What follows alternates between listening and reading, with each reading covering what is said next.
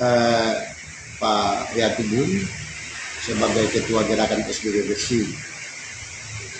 Artinya yang kita ikuti di media lokal bahwa Bapak melakukan kritik keras terhadap kinerja Bupati.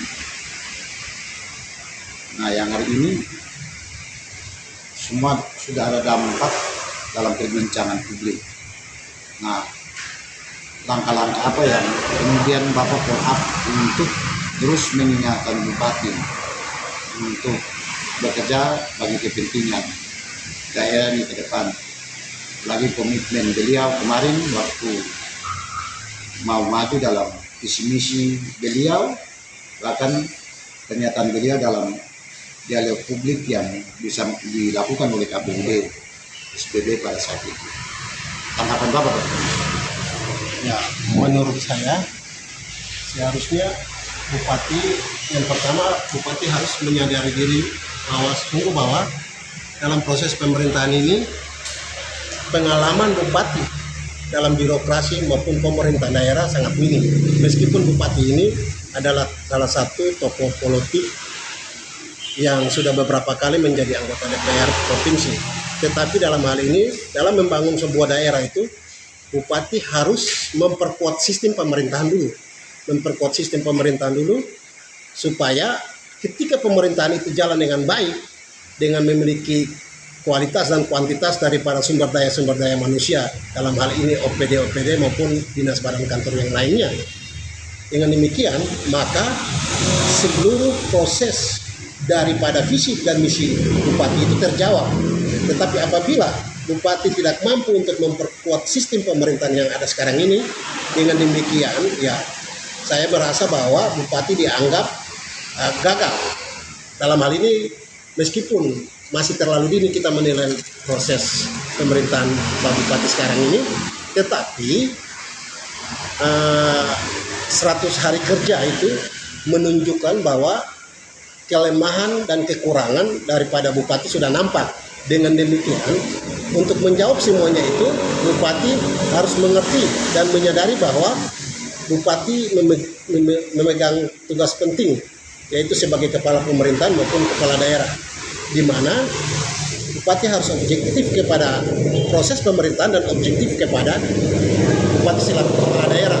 Nah, di sini ya saya ingatkan bahwa Bupati harus betul-betul melihat kepada kepentingan masyarakat SBB secara umum. Karena kenapa? Akhir-akhir ini ketika terjadi efisiensi anggaran dari tingkat pusat sampai ke daerah ini, itu membawa dampak yang sangat signifikan terhadap perekonomian daerah.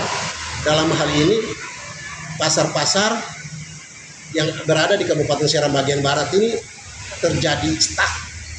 Kenapa terjadi stuck? Karena roda perputaran ekonomi dan penyerapan anggaran APBD terhadap proses pemerintahan ini sangat kurang dan sangat tidak efisien. Dengan demikian, saya berharap kepada Bupati agar Bupati harus proaktif dan Bupati harus mampu untuk menepis segala macam isu maupun tudingan-tudingan miring terhadap dirinya lewat kerja nyata yang ditunjukkan oleh Bupati dan Wakil Bupati dalam proses pemerintahan sekarang ini. Begini Pak, artinya yang kita lihat tadi Bapak sampaikan bahwa Bupati kan sebagai kepala daerah, tentu dalam proses pemilihan janji-janji politik dia kepada masyarakat untuk mensejahterakan masyarakat. Nah, dalam struktur pemerintah kan beliau sebagai kepala daerah dan dibantu oleh wakil dan seluruh ASN, baik itu Sekda dan beberapa kepala OPD.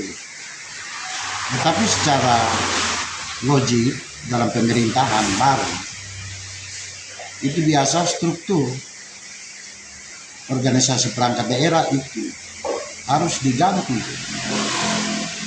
dalam rangka peningkatan kinerja.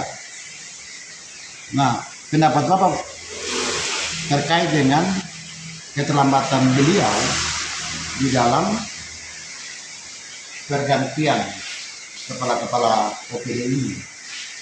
Nah, dan Bapak mempunyai catatan terhadap beliau, terhadap OPD ini seperti apa?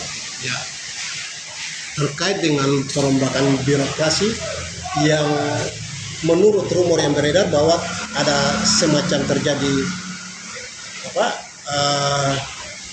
persiapan-persiapan untuk bagaimana pergantian OPD atau pergantian birokrasi dalam tahap eselon 2, 3, dan 4 ini sebelum terjadi. Saya minta kepada Bupati agar selektif dalam memilih kepala-kepala OPD. Bukan saja dilihat daripada tingkat kepangkatan atau golongan atau persyaratan yang dilampirkan sebagai suatu persyarat agar menjadi kepala OPD, tetapi dilihat daripada kualitas sumber daya manusia yang ada pada diri masing-masing OPD tersebut. Pengalaman yang terjadi bahwa karena berdasarkan aturan, berdasarkan persyaratan itu, ya diangkatlah mereka, atau karena kepentingan bupati terhadap kroni-kroninya, maka diangkat mereka yang tidak berkualitas. Dengan demikian proses pemerintahan yang ada dari zaman bupati pertama sampai sekarang ini kacau balau. Itu karena kenapa? Sumber daya OPD tersebut tidak memadai dan tidak berkualitas dari sisi pengamanan kepentingan rakyat. Ya, artinya waktu zaman bupati dahulu itu tidak